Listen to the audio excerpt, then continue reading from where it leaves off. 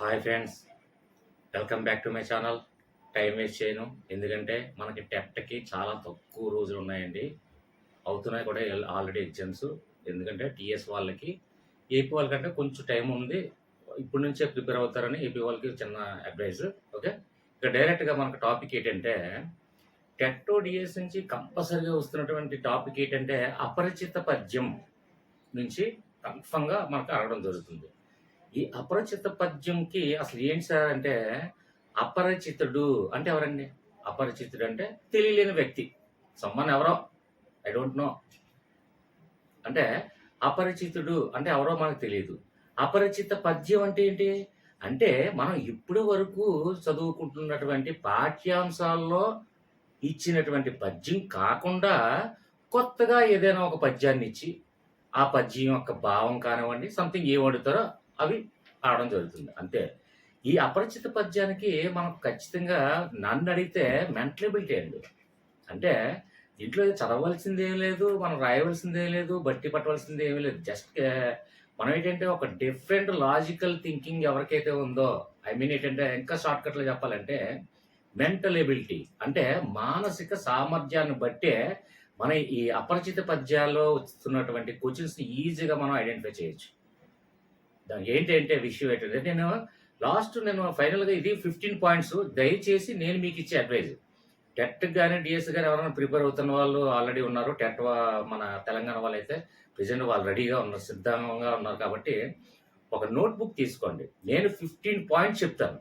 అందులో 5 points first starting అంటే అపరిచిత పద్యం ఇచ్చి దాని నుంచి ఏ విధమైనటువంటి క్వశ్చన్లు అడుగుతున్నారు. అలాగే నెక్స్ట్ 5 పాయింట్స్ ఏంటంటే లాజిక్స్, వెరీ మోస్ట్ ఇంపార్టెంట్. ఎందుకంటే నా వీడియో అంటే ఖచ్చితంగా నేను లాజికల్గా డిఫరెంట్ వేలో నేను థింక్ చేస్తున్న విషయం మీకు అందరికీ తెలుసు, నా సబ్స్క్రైబర్స్ నా ఫాలోవర్స్ అందరికీ తెలుసు. సో నెక్స్ట్ 5 పాయింట్స్ ఏంటంటే లాజిక్స్, ఏవైతే లాజిక్స్ ఉన్నాయో అంటే ఆ లాజికల్గా ఆలోచించగలిగితే దీన్ని ఆటోమేటిక్గా మనం రీచ్ అయిపోయినట్టే.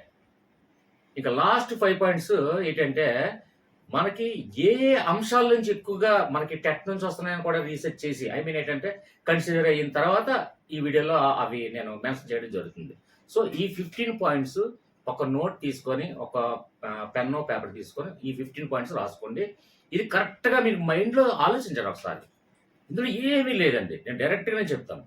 అపరిచిత పద్యము అంటే మ్యాక్సిమము నేను ఒక విషయం ఏంటంటే, ఇదేమన్నా అరబిక్ భాషలో కానీ లేదంటే స్పానిష్ భాషలో కానీ, సంథింగ్ మలయాళం, తమిళ్, లేదంటే సంథింగ్ ఉర్దూలోనే కానీ ఏమైనా ఇవ్వడం జరుగుతుందండి. ఇది అపరిచిత పద్యం గురించి మనం ఫస్ట్ కన్ఫ్యూజ్ అవ్వాల్సిన విషయం ఏముంది? కేవలం తెలుగులోనే ఇస్తున్నారు. తెలుగులో ఈ అపరిచిత పద్యానికి కొంచెం భయపడేది ఏంటంటే అక్కడక్కడ ఒక్కొక్క కవి యొక్క గొప్పతనాన్ని బట్టి కొన్ని సంక్లిష్టమైన పదాలు అందులో చేర్చి మనకి దేని గురించి అనేది మనం కనుక్కోండి అని అడుగుతారు. చిన్న చిన్న సంక్లిష్టమైన పదాలు అలాగా ప్రతి దాంట్లో. ఇప్పుడు తెలుగులో ఉన్నటువంటి పదాలు అన్నీ కూడా ఎవరికి కూడా, తెలుగు ఇంక్లూడింగ్ తెలుగు టీచర్కి కూడా కొన్ని వేల లక్షల కోట్ల పదాలలో కొన్ని పదాలు అర్థం కాకపోవచ్చు. దానికి లాజికల్గా థింక్ చేయాలి అంతే. ఓకేనా? ఇప్పుడు ఇంగ్లీష్ విద్యార్థి ఉంటాడు, ఐ మీన్ ఏంటంటే ఇంగ్లీష్ మీడియం నుంచి విద్యార్థి వచ్చినప్పటికీ కూడా ఎన్ని ఒకేబులరీ వర్డ్స్ ఉన్నా కూడా అతనికి కూడా తెలియని వర్డ్స్ కొన్ని ఉంటాయి. అలాంటి సందర్భంలో అంటే తెలియలేనివి, అపరిచిత వాక్యాలు, అపరిచిత పదాలు, అపరిచిత అయినటువంటి అంటే మనకు తెలియలేని, పరిచయం కాలేని కొత్త కొత్త పదాలు వచ్చినప్పుడు మనం ఎలా ఫాలో అవ్వాలి, నీ మానసిక సామర్థ్యం ఎలా ఉందని కనిపెట్టడానికి కోసమే ఈ అపరిచిత పద్యం అనేది ఒక టీచర్లుగా మీరు ప్రిపేర్ అవుతున్నందుకు మీకు కూడా ఇది తెలియాలనే ఉద్దేశంతో పెట్టాడు. ఓకేనా? దీని మెయిన్ తాలూకా ఉద్దేశం అది. డైరెక్ట్గా పాయింట్స్కి వెళ్ళిపోదాం. రైట్. ఫ్రెండ్స్, ఇక్కడ చూడండి, మనకి అపరిచిత పద్యం అనేది, అందులో అపరిచిత పద్యం ఇచ్చి అంటే మనం పాఠ్యాంశాల్లో చూస్తున్నటువంటి పద్యాలు, అనేక పద్యాలు ఉన్నాయి. ఆ పద్యాలన్నీ చదివాము, అవన్నీ తెలుసుకున్నాం, నేర్చుకున్నాం. అవి కాకుండా కొత్త పద్యాలు ఇచ్చి, కొత్త పదాలు, కొత్త పద్యాలు ఇచ్చినప్పుడు, ఇప్పుడు ఒక పద్యం ఏదైనా, ఒక పాట కానీ పద్యం కానీ ఏదైనా మనం విన్నప్పుడు కానీ చూస్తున్నప్పుడు కానీ అందులో కొన్ని పదాలు అర్థం కావు. ఇప్పుడు ఎగ్జాంపుల్ సినీ సాంగ్సే ఉన్నాయి. అందులో ఉన్నటువంటి సాంగ్స్లో ప్రతి పదాలు నీకు తెలుసా అండి? తెలియదు. కొన్ని పదాలకు అర్థం కూడా తెలియదు. ఎందుకంటే ఆ రైటర్లు రాసుకున్నటువంటి కొన్ని పదాలు మ్యాజిక్స్ ఉంటాయి. కొన్ని అతనుకున్న అనుభవం, అతనుకున్నటువంటి ఆ ఆలోచన పరిధిలో కొన్ని పదాలను ఇంక్లూడ్ చేస్తాను. అలాంటి పదాలు ఏర్పడినప్పుడు దాన్ని మనకి ఏంటి అని తెలుసుకోవాలి. దాన్ని ఏంటి అసలు అవి ఏ విషయం ఇప్పుడు కవి ఒక నదుల గురించి ఎక్స్‌ప్లెయిన్ చేస్తున్నాడా? ఒక ప్రకృతి అందాల గురించి ఎక్స్‌ప్లెయిన్ చేస్తున్నాడా? ఒక దేశభక్తి గురించి ఎక్స్‌ప్లెయిన్ చేస్తున్నాడా? లేదంటే ఒక ప్రేమ గురించి ఎక్స్‌ప్లెయిన్ చేస్తున్నాడా? అలాగే అంటే ఆ కవి యొక్క ఆలోచన ఏంటి? కవి యొక్క ఆ పద్యం తాలూకా లేదా ఆ పాట తాలూకా భావం ఏంటి? ఇవి మనం కనుక్కోవాలి అంటే అందులో కొన్ని టెక్నిక్స్ ఉంటాయి. ఆ లాజిక్స్ కూడా నేను చెప్తాను. డైరెక్ట్‌గా ఇక్కడ అపరిచిత పద్యం నుండి కొన్ని మనకి అడగడం జరుగుతుంది. ఫస్ట్ వన్ భావము ఆర్ శీర్షికన. శీర్షిక అంటే ఏంటి సార్ అని కొంతమంది డౌట్ పడి వదిలేస్తారు. శీర్షిక అంటే ఏమీ లేదండి. ఒక పద్యం ఇచ్చి ఆ పద్యం దేనికి సంబంధించింది అసల? అందులో ఏది మనకి భావం అనేది బయటికి ఏడొస్తుంది? దాంట్లో తాత్పర్యం ఏంటి? అది అసలు ఏంటి? దేన్ని ఉద్దేశించి ఆ పోయెట్రీ ఇవ్వడం జరిగింది? అనేది ఖచ్చితంగా భావాన్ని మనం అడుగుతున్నారు. అది అర్థం చేసుకొని మనం పెట్టగలగాలి ఒక పద్యాన్ని చూసి. దీని లాజిక్స్ నేను చెప్తాను నేను. డెఫినెట్‌గా నేను చెప్తాను. నెక్స్ట్ అదే పాయింట్స్. కాలయాపన చేయను. ఫస్ట్ మోటివేషన్ ఏంటంటే, నీ యొక్క ఆలోచన పరిధి ఏ విధంగా ఉందో దాన్ని ఏ విధంగా మార్చుకోవాలనే ఉద్దేశంతోనే జస్ట్ ఒక 5 మినిట్స్ మోటివేషన్ ఇస్తాను నేను ఎప్పుడు కూడా డెఫినెట్‌గా. ఓకే. నెక్స్ట్ నీతి. అంటే ఆ పద్యంలో నీతి ఏంటి? అంటే అసల ఆ పద్యానికి దేనికి సంబంధించి ఇవ్వడం జరిగింది? అది నీతో లేపోతే సంథింగ్ ఏదో హెచ్చరికో, సంథింగ్ ఏదైనా ఉపదేశించడమో, సంథింగ్ అందులో ఏదో ఒకటి. ఏదో ఒకటి ఉంది. అసలు ఏంటి అందులో? దేని గురించి ఆ పద్యం ఉంది? దేని గురించి ఆ పద్యాన్ని ఇవ్వడం జరిగింది? అది చదువుకున్న తర్వాత నువ్వు ఏం నేర్చుకున్నావు అందులో నుంచి? అంటే ఆ పద్యంలో నువ్వేం నేర్చుకోగలిగావు? ఆ సారాంశాన్ని ఏం గ్రహించగలిగావు? అది నీతనేది అడగడం జరుగుతుంది. ఓకే. నెక్స్ట్ అలంకారాలనేది ఆటోమేటిక్‌గా నేను వీడియోస్ చేయడం జరిగింది. అలంకారాలు ఇప్పుడు సందులు, సమాసాలు, అలంకారాలు, ఛందస్సు ఇవన్నీ అవి అడిగినప్పటికి కూడా సెపరేట్ గ్రామర్ కాబట్టి ఆ గ్రామర్ టాపిక్స్ అన్నీ నేను చేశాను.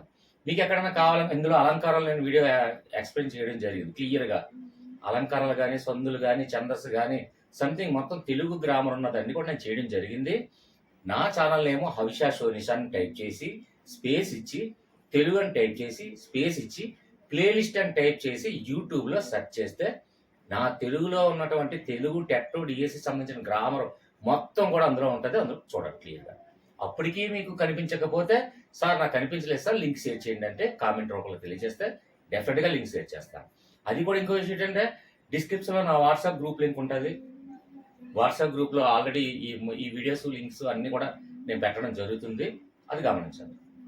నెక్స్ట్ కవి ఉద్దేశం. ఒక పద్యంలోని సారాంశాన్ని నువ్వేం గ్రహించావో అది మన నీతి. అంటే ఏం తీసుకున్నావు? మంచిని ఏం తీసుకున్నావు? చెడుని ఏం వదిలేసావు అనేది మన సారాంశాన్ని గ్రహించాం. గ్రహించి మనం నేర్చుకున్నాం, డెవలప్‌మెంట్ అయ్యాం, అభివృద్ధి చెందాలనుకున్నాం, చెందాము.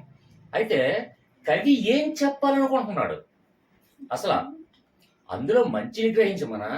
చెడుని మంచి ఉంటది, చెడు ఉంటది, అన్నీ ఉంటది. కాబట్టి ఒక పద్యంలో మంచి ఉంది, చెడు ఉంది, అన్నీ ఉంటాయి.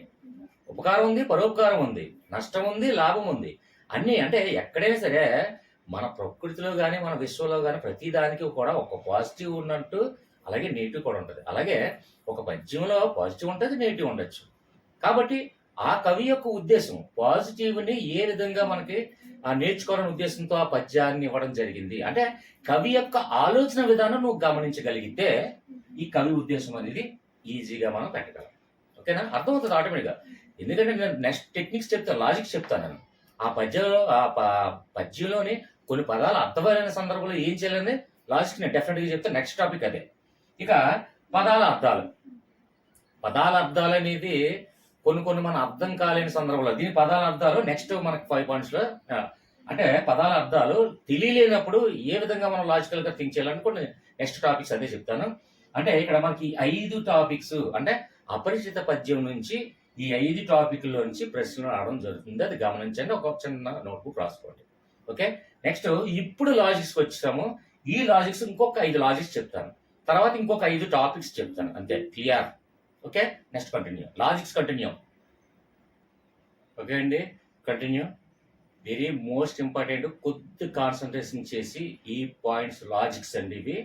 అంటే అపరిచిత పద్యానికి సంబంధించినటువంటి మనం ఎలా రీచ్ అవ్వాలి అనే ఈ 5 పాయింట్స్ ఒక్క నోట్ బుక్‌లో మాత్రం రాసుకుంటే మీకు చాలా హెల్ప్ అవుతుంది. లాజిక్ చూడండి, కొద్ది కాన్సన్ట్రేట్ చేయండి. ఒక డిఫరెంట్గా చాలా ఏంటి ఆలోచన పరిధిలో కొంచెం పర్ఫెక్ట్గా ఆలోచించి ఇందులో ఇన్వాల్వ్ అవ్వండి. ఒకసారి చూడండి, సంథింగ్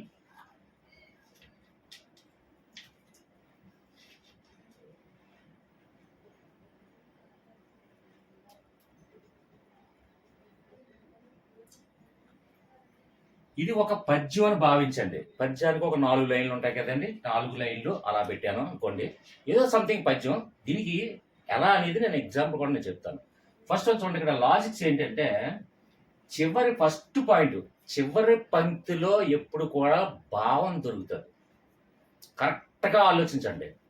నిజంగా ఏదైనా ఒక పద్యాన్ని తీసుకుంటే దాని యొక్క భావం కంప్లీట్గా చివరి పంక్తి అంటే చివరగా ఆ ఫైనల్ ఆ పద్యం తాలూకు భావం ఏంటనేది మనకి ఈజీగా అర్థం కావాలంటే చివరి పంక్తిలోకి వెళ్తే అక్కడ చివరి పంక్తిలో దొరుకుతుందండి. డెఫినెట్గా మెయిన్ దాని యొక్క భావం అది గమనించండి. 2-3 పద్యాలు తీసుకొని చూడండి.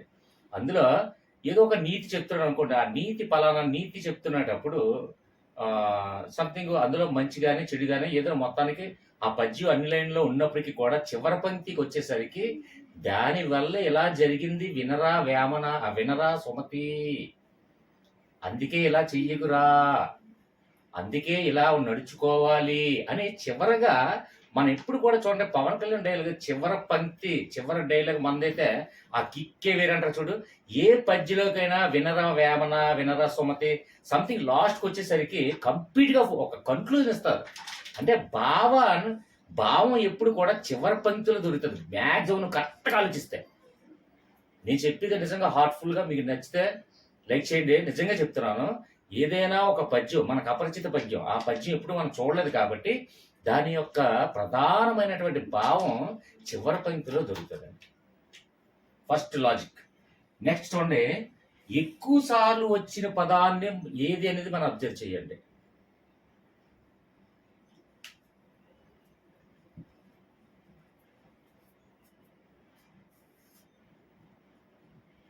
ఏమో అవుతుంది కదా,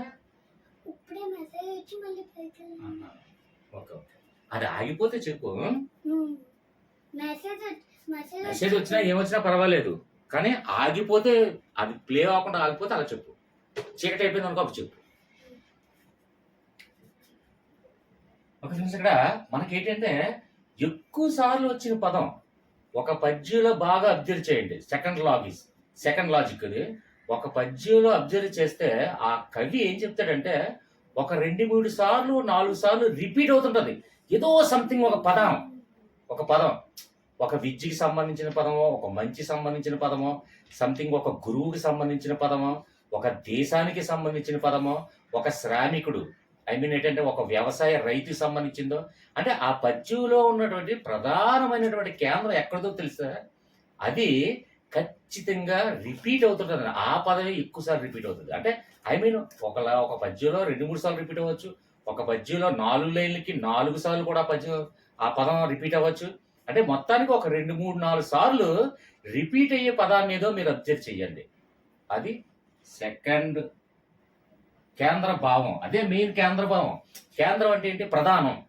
ప్రధానంగా దాని భావం దేని గురించి అనేది, దేని గురించి అసలు కాన్సెప్ట్ దేనికి అనేది, ఆ కవి యొక్క కాన్సెప్ట్ దేన్ని ఉద్దేశించు ఆ కాన్సెప్ట్ క్రియేట్ చేస్తూ ఆ పద్యాన్ని రచించాడు అనడానికి మెయిన్ అదే పదం రిపీట్ అవుతుంటది. అది గమనించండి.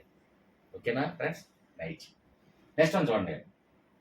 ఆ పద్యంలోని ప్రతి దాంట్లో విశ్వం అన్నిట్లో కూడా పాజిటివ్ నెగిటివ్ ప్రతి దాంట్లో దేంట్లైనా మంచి చెడు అనేవి ఉంటాయి. కాబట్టి ఆ పద్యంలో చూడండి, పదాలు మంచికి సంబంధించిన ఉన్నాయా, చెడ్డవికి సంబంధించిన ఉన్నాయా, అది కూడా గమనించండి.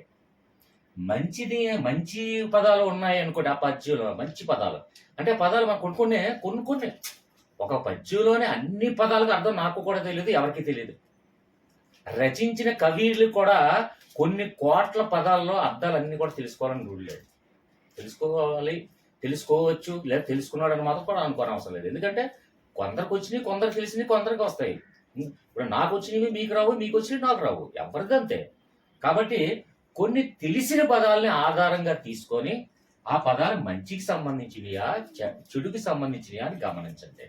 అందులో మంచికి సంబంధించిన విషయం పదాలు ఎక్కువ ఉన్నాయి అనుకోండి, అందులో ప్రశంసలకు సంబంధించినటువంటి భావంతో కూడుకున్నటువంటి పద్యం అని మనం గమనించాలి. మైండ్లకి ప్రశంసలు అంటే మంచి విషయాలు, మంచి టాపిక్స్, గురువు, విద్య, మంచి, నీతి, పరోపకారము, త్యాగము, ఇలాంటివన్నీ పదాలు, మంచి మంచి పదాలు వస్తున్నాయి అంటే దానికి ప్రశంసలకు సంబంధించినటువంటి విషయం ఇందులో దాగి ఉంది అని ఆ ప్రధానమైనటువంటి మూలాన్ని మనం మైండ్లో క్యాచ్ చేయాలి.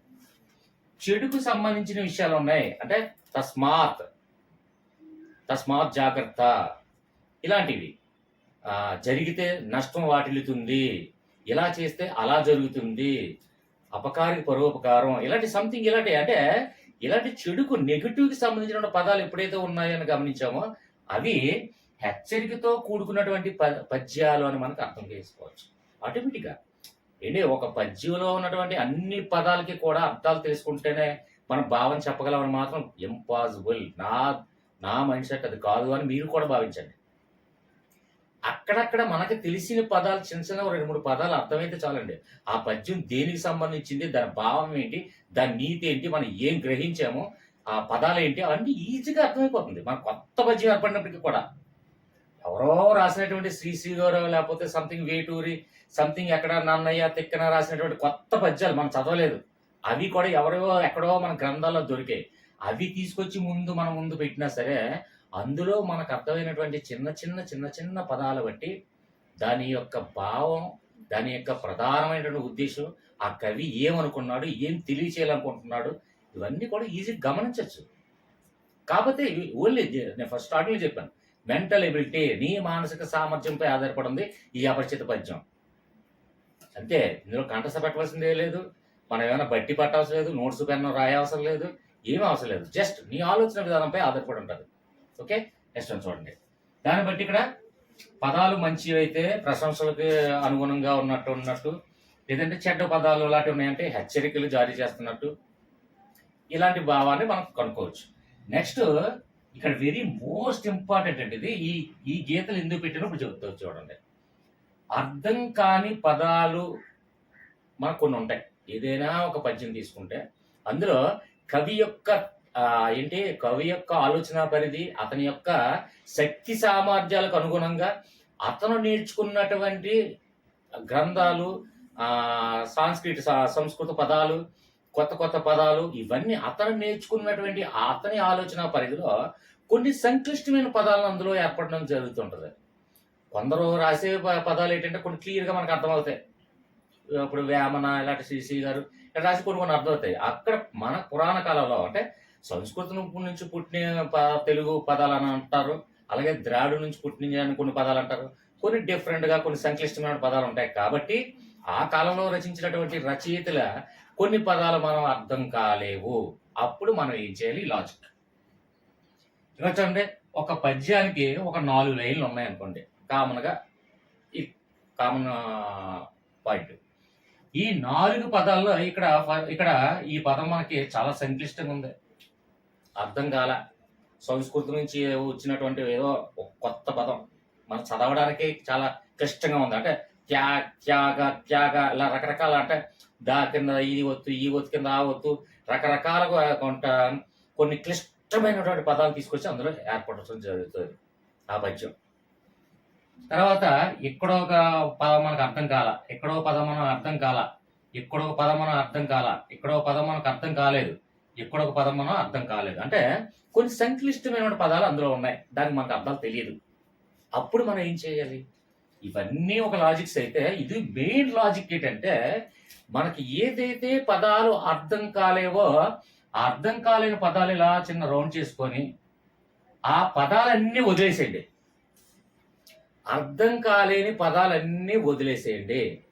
వదిలేసి రిమైనింగ్ ఏవైతే ఈ పదాలు ఉన్నాయో, అంటే ఇదొక పదం ఇదొక పదం ఇదొక పదం, కరెక్ట్గా అన్నీ కూడా ఒక లైన్ రూపంలో, అంటే ఒక సెంటెన్స్ రూపంలో మీరు చదవండి. చదివితే దాని భావం అర్థం కాకపోతే అప్పుడు నన్ను అడగండి. దాన్ని బట్టి ఈజీగా అర్థమైపోతుంది. అంటే దాని భావం, మనకి సంక్లిష్టమైన పదాలు ఉన్నాయా అవన్నీ వదిలేసేయండి, ఏవేవి ఉన్నాయో అవన్నీ రౌండ్ చేసుకోండి. రిమైనింగ్ ఏవైతే పదాలు ఉన్నాయో ఆ పదాలన్నీ కూడా వరుస క్రమంలో ఒకే లైన్ మాదిరిగా చదివితే దాంట్లో ఉన్నటువంటి ప్రధానమైనటువంటి భావం, ఉద్దేశం ఈజీగా మనకు అర్థమైపోతాయి. అది బెస్ట్ లాజిక్ అది. మీరు ఎప్పుడైనా అబ్జర్వ్ చేయండి. ఓకే, క్లియర్గా అర్థమైందని అనుకుంటున్నాను. నెక్స్ట్ వన్, అర్థం కాలేని పదాలు ఉన్నాయి, దాని పదాలు అర్థాలు అడుగుతాడు. ఏదో ఒక సంక్లిష్టమైన ఒక పదం ఉంది, ఆ పదానికి అర్థం ఏంటి, ఈ పద్యంలో, ఈ అపరిచిత పద్యంలో ఇచ్చినటువంటి ఈ పదానికి అర్థం ఏమిటి అని అడిగితే, అక్కడ మనకు అలాంటి సందర్భాల్లో ఎప్పుడు కూడా ఇచ్చేయాలంటే, ఈ లైన్ సెంటెన్స్ గా మనకు భావం ఒక్కటి తెలుసుకోవాలంటే చాలు. ఒక భావం అంటే ఒక పద్యాన్ని ముందు మనకు కొత్త పదం వచ్చింది, ఆ కొత్త పదం అడిగాడండి, మనకు తెలియదు, అప్పుడు మనం ఏం చేయాలి, ఆ పదానికి అర్థం తెలియదు కదా అని వదిలేయకూడదు. ఎప్పుడు కూడా ఆ మార్కు మనం టచ్ చేయకుండా వదిలేయడం ఎంత బాగా తప్పు అంటే, దానికి లాజిక్ ఏంటంటే, ఇప్పుడు మనకి మిగిలిన పదాలన్నిటితో కలిపి ఒక భావం మనం తెలుసుకున్నాం అంటే, ఆ పద్యంలో ఏంటి భావం అనేది ప్రధానంగా మనం తెలిసేసుకున్నాం. తెలుసుకున్నప్పుడు ఆ కథ స్టోరీ ఏంటి, త్యాగం గురించి చెప్తున్నాడు, నీతి గురించి చెప్తున్నాడు, లేదంటే ఒక దేశభక్తి గురించి చెప్తున్నాడు, లేదంటే ఒక ప్రేమ గొప్పతనం గురించి చెప్తున్నాడు, లేదంటే ఒక ప్రకృతి అందాల గురించి ఎక్స్ప్లెయిన్ చేస్తున్నాడు అనే భావం మనకు అర్థమైపోయినప్పుడు, అర్థం కాని పదాలు, క్లిష్టమైన పదాలు, దాని యొక్క అర్థం చెప్పండి అన్నప్పుడు, అప్పుడు ఈ భావం మనకి ఈ ప్రధానమైనటువంటి సారాంశం మనం ఏది గ్రహించామో ఆ గ్రహించిన దాన్ని బట్టి ఆ పదానికి ఆప్షన్స్ లోకి వెళ్తే మీకు ఈజీగా అర్థమవుతుంది. ఆడేస్తాడు ఆప్షన్, ఈ అపరిచిత పద్యంలో ఈ పదానికి అర్థం ఏంటి అని కానీ ఆప్షన్స్ ఉంటాయి. ABCDలో ఆప్షన్స్ ఇచ్చేటప్పుడు మనకి భావం ఎప్పుడైతే తెలిసిపోయిందో, ఈ కొత్త పదం తాలూకా ఈ ఆప్షన్స్ ABCDలో ఇచ్చినటువంటి పదాలకి అర్థం ఈజీగా అర్థమవుతుంది. ఎందుకంటే భావం అర్థమైంది కాబట్టి. అర్థం కాని పదాలు కూడా ఆప్షన్స్ బట్టి నేర్చుకునే టెక్నిక్ అది. కొన్ని మనకి వచ్చిన అర్థం కాదు, కానీ ఆన్సర్స్ బట్టి కూడా ఆన్సర్స్ మనం ఎలా చేయాలి కూడా నేను చాలా రకాలుగా డిఫరెంట్గా నేను థింక్ చేస్తాను. సో మనకి కొన్ని సందర్భం చూడండి, క్వశ్చన్ చదవకుండా ఆన్సర్స్ చూసి అందులో సరైన ఆన్సర్ గుర్తించగలమా? గుర్తించవచ్చు. ఎందుకంటే ఆ 4 ఆప్షన్స్ లో 3 కానీ 2 కానీ ఒకే దగ్గర సంబంధం ఉంటాయి, మిగిలిన సంబంధం లేకుండా ఉంటాయి. ఆ 2 దగ్గర సంబంధం ఉన్న దాంట్లో ఏదో ఒక చిన్న లాజిక్ గమనిస్తున్నట్లయితే కరెక్ట్ గా ఆన్సర్ పెట్టచ్చు. నేనైతే కొన్ని చదవలేనప్పుడు, రాయలేనప్పుడు, మనకు తెలియని క్వశ్చన్ ఆన్సర్ ఇచ్చినప్పుడు కూడా ఎలా పెట్టాలి కూడా నేను ఆలోచించే నేను ఎగ్జామ్కి ప్రిపేర్ అవుతాను. ఓకేనా? దీన్ని బట్టి, లాజిక్స్ ని బట్టి క్లియర్ గా మీకు ఈ అపరిచిత పద్యం నుంచి వచ్చిన ఒక్క పాయింట్ కూడా వదలకుండా పెట్టగలని కాన్ఫిడెంట్ చెప్తాను. ఇక రిమైనింగ్ ఒక్క 5 పాయింట్లు డైరెక్ట్ గా నేను చెప్తాను. అంటే దాని గురించి ఎక్స్ప్లెనేషన్ ఏమి ఉండదు. అంటే ఏ రకమైన పద్యాలు ఎక్కువగా టెట్ నుంచి వస్తున్నాయి అనేది, ఆ రకమైనటువంటి ఏ పదాలు రావడం జరుగుతుంది అనేది అవి నేను ఆ టాపిక్స్ చెప్తాను. ఆ 5 టాపిక్స్ మీరు జస్ట్ ఒక నోట్లో రాసుకోండి. దాని గురించి ఎక్స్ప్లెనేషన్ ఎక్కువ ఏమి ఉండదు. ఓకేనా? కంటిన్యూ. నెక్స్ట్ కంటిన్యూ చూడండి. మనకి టెట్లో కానీ డిఎస్లో కానీ తరచుగా ఇస్తున్నటువంటి అపరిచిత పద్యాల్లో దేనికి సంబంధించిన భావాలు, అంటే ఏ భావాలకి సంబంధించిన పద్యాలు ఎక్కువగా రిపీట్ అవుతున్నాయో ఆ టాపిక్స్ అంటే ఇవి. మీరు ఒక్క నోట్బుక్ లో రాసుకోండి. ఫస్ట్ చూడండి, విద్య అనగానే విద్య గురించి, అంటే విద్య నేర్చుకోలేని వాడు ఎలా ఉంటాడు, విద్య నేర్చుకున్నవాడు సంస్కారంతో ఎలా ఉంటాడు, ఎలా అంటే మంచి చెడు, అందులో విద్య నేర్చుకోవడం వల్ల ఏంటి లాభం అనేది సంబంధించినటువంటి పద్యాలు ఎక్కువగా రావడం జరుగుతున్నాయి. అందులో గురువు ఇవన్నీ కూడా వస్తాయి. ఓకే, నెక్స్ట్ నీతి, అంటే అందులో మంచి చెడు సంబంధించినటువంటి అన్ని కూడా, నీతి సంబంధించినటువంటి కూడా మనకి నీతి అనే అపరిచిత పద్యాల నుంచి వస్తుంది. మెయిన్ ఎక్కువగా రిపీట్ అవుతున్నటువంటి పద్యాలు, దీనికి సంబంధించినటువంటి పద్యాలే ఎక్కువ రిపీట్ అవుతున్నాయి. ఓకే, ఇక్కడ పరోపకారం, అంటే అపకారం, ఉపకారం, పరోపకారం, ఇలాంటివన్నీ కూడా మనకి దీనికి సంబంధించినటువంటి పద్యాలు రావడం జరుగుతున్నాయి. నెక్స్ట్ ప్రకృతి అనగానే ప్రకృతి సహజంగా ఏర్పడినటువంటి అందాలు, అంటే అది వంపు సొంపులు తిరుగుతున్నటువంటి జలపాతాలు కానివ్వండి, ప్రకృతి సహజంగా ఏర్పడినటువంటి నేచర్, అలాగే నదులు, ఇలాంటి ప్రకృతి సంబంధించిన అందాలను వర్ణిస్తూ కూడా కొన్ని మనకి రావడం జరుగుతున్నాయి. నెక్స్ట్ ఫైనల్ గా మోస్ట్ ఇంపార్టెంట్ ఏంటంటే దేశభక్తి గురించి, దేశభక్తిలో ఉన్నటువంటి ప్రధానమైనటువంటి సందేశాన్ని గురించి ఎక్కువ రావడం జరుగుతుంది. కాబట్టి ఈ టాపిక్స్ రాసుకొని కొంచెం ఎక్కువగా ఈ టాపిక్స్ వైజ్ పద్యాలు ఏమైనా ఉన్నా, కొత్త పదాలు, అంటే ఈ టాపిక్ సంబంధించినటువంటి కొత్త పదాలన్నీ, ఎగ్జాంపుల్ మనకి ఎలాగా ఇప్పుడు క్రోమ్ బ్రౌజర్ ఉంది, సంథింగ్ గూగుల్ ఉంది కాబట్టి ఇలాంటికి సంబంధించినటువంటి పదాలు కొత్త కొత్త పదాలు అంటే ఆ టైం పాస్కి నిద్రించేటప్పుడు టైం పాస్కి ఈ టాపిక్స్ లో నుంచి వస్తున్నటువంటి కొత్త కొత్త పదాలు దేశభక్తి గురించి కొన్ని క్లిష్టమైనటువంటి పదాలను ఉచ్చరించడండి అని కోంబ్రజ్లో కొడితే ఆటోమేటిక్ కొన్ని పదాలు వస్తాయి. అంటే ఈ పదాల గురించి ఎక్కువగా వాడుతున్నటువంటి పదాలు కొత్త పదాలకు అర్థం తెలుసుకుంటే మీకు ఉపయోగపడుతుంది. ఈ పదాల నుంచి మాత్రమే ఎక్కువగా అంటే ఈ పాయింట్ సంబంధించినటువంటి పద్యాలు ఎక్కువగా అంటే ఇలాంటి భావాలకి సంబంధించిన పద్యాలు ఎక్కువగా అవడం జరుగుతుంది. టెక్ నుంచి అది గమనించండి. ఓకే ఫ్రెండ్స్, వీడియో నచ్చినట్లయితే దయచేసి లైక్ చేయండి, అలాగే సబ్స్క్రైబ్ చేయండి, అలాగే ఒక్క సెకండ్ ఆగి మీ పాజిటివ్ కామెంట్ ఇస్తారని నేను ఎక్స్పెక్ట్ చేస్తాను. నేను మీ నుండే ఎక్స్పెక్ట్ చేసేది positive comment. Okay friends, next ఇంకొక విషయం అండి, డిస్క్రిప్షన్లో నా వాట్సాప్ గ్రూప్ లింక్ ఉంటుంది. వాట్సాప్ గ్రూప్లో ఏంటంటే ఆల్ కాంపిటేటివ్ ఎగ్జామ్ ప్రిపేర్ అవుతున్న వాళ్ళందరూ కూడా అందులో ఉంటారు. మీకు కావాల్సిన పీడిఎఫ్లు కానివ్వండి షేర్ చేసుకోవచ్చు, అలాగే సబ్జెక్టులు కానీ మీకు అందరికీ కూడా ఆ గ్రూప్లో ఏంటంటే నేను చెప్పేది అంటే ప్రతి కాంపిటేటివ్ ఎగ్జామ్కి సంబంధించినటువంటి సిలబస్ కానివ్వండి, మీకు ఏ సబ్జెక్ట్లోనైనా సరే మ్యాథ్సా, ఫిజిక్సా, కెమిస్ట్రీ, బాటనా, జువాలజీ, హిస్టరీయా, జాగ్రఫీ, ఎకనామిక్సా, సోషియల్సా, పబ్లిక్ అడ్మినిస్ట్రేషన్, సంథింగ్ మీకు మ్యాథ్స్ ఏ సబ్జెక్ట్ అయినా mental ability, arithmetic, reasoning, banking, competitive ఏ సబ్జెక్ట్ అయినా ఆల్ ఇన్ వన్ అని క్యాప్షన్ ఎందుకు పెట్టానంటే మీ ఇష్టం వచ్చిన సబ్జెక్ట్కి ఎక్కడ డౌట్ ఉన్నా అది లాజికల్గా కోడ్ రూపంలో ట్రిక్స్ రూపంలో నేను ఎక్స్ప్లెయిన్ చేస్తాను. అది వాట్సాప్ గ్రూప్ డిస్కషన్ చేస్తూ మీకు ఈ డౌట్ సార్ నాకు ఈ డౌట్ ఉందని కొంచెం ఎక్స్ప్లెయిన్ చేయండి అంటే డెఫినెట్గా ఎక్స్ప్లెయిన్ చేస్తాను. అది డిస్క్రిప్షన్లో నా వాట్సాప్ గ్రూప్ లింక్ ఉంది, రిక్వెస్ట్ పెడితే యాక్సెప్ట్ చేస్తాను. ఓకే, నెక్స్ట్ ఇక్కడ చూడండి, నా వీడియో చూస్తున్నప్పుడు జాయిన్ అని చూడండి, జాయిన్ బటన్ ద్వారా జాయిన్ అయిన వాళ్ళు మాత్రం నేను ఇచ్చే ప్రిఫరెన్స్ ఏంటంటే ఏ టాపిక్ ఏ సబ్జెక్టు నెక్స్ట్ ఏ వీడియో కావాలి అర్ధరాత్రి 12 గంటలకైనా సరే ఈ వీడియో చేసి పెట్టండి అని మీరు ఆర్డర్ చేయొచ్చు. నేను ఇచ్చే వాళ్ళకి ఇచ్చే బెనిఫిట్. జాయిన్ బటన్ ద్వారా జాయిన్ అయ్యి మెంబర్షిప్ తీసుకున్న వాళ్ళు ఖచ్చితంగా నా గ్రూప్లో రిక్వెస్ట్ పెట్టండి. వాళ్ళకి నేను స్పెసిఫిక్గా ఏ వీడియో కావాలన్నా ఫస్ట్ ప్రాధాన్యత మీకు ఇస్తాను. ఇక మిగిలింది ఏంటంటే వాట్సాప్ గ్రూప్ ఏంటంటే సబ్జెక్ట్ డిస్కషన్తో పాటు మనం పోలింగ్ కూడా కండక్ట్ చేసుకుందాం. నెక్స్ట్ ఈ టాపిక్ వీడియో చేద్దాం, నెక్స్ట్ మనకు ఏంటి విషయం అనేది మొత్తం అన్ని కూడా మనకి వాట్సాప్ గ్రూప్లో ఎప్పుడు డిస్కస్ చేస్తూనే ఉంటాను. ఓకే ఫ్రెండ్స్, నెక్స్ట్ మంచి టాపిక్తో మళ్ళీ ప్రతిరోజు వీడియో చేస్తాను, ప్రతిరోజు డెఫినెట్గా. ఎందుకంటే టెట్ వాళ్ళు ఇప్పుడు తెలంగాణ వాళ్ళు ఏంటంటే సార్ మాకు టెట్ ఎగ్జామ్ 17th ఉందండి, 18th ఉందని రకరకాలుగా చెప్తున్నారు. కాబట్టి దయచేసి ప్రతిరోజు వీడియో చేస్తాను, దయచేసి సబ్స్క్రైబ్ చేయండి. అలాగే సబ్స్క్రైబ్ చేసి బెల్ ఐకాన్ దగ్గర ఆల్ నోటిఫికేషన్ దగ్గర టిక్ పెట్టుకుంటే నేనేం చేసి ఏ వీడియో అయినా సరే పోస్ట్ అయినా సరే మీకు డైరెక్ట్గా నోటిఫికేషన్ రూపంలో అందుతుంది. ఓకే ఫ్రెండ్స్, నెక్స్ట్ మంచి టాపిక్తో మళ్ళీ మేము వస్తాను. అంతవరకు బాయ్.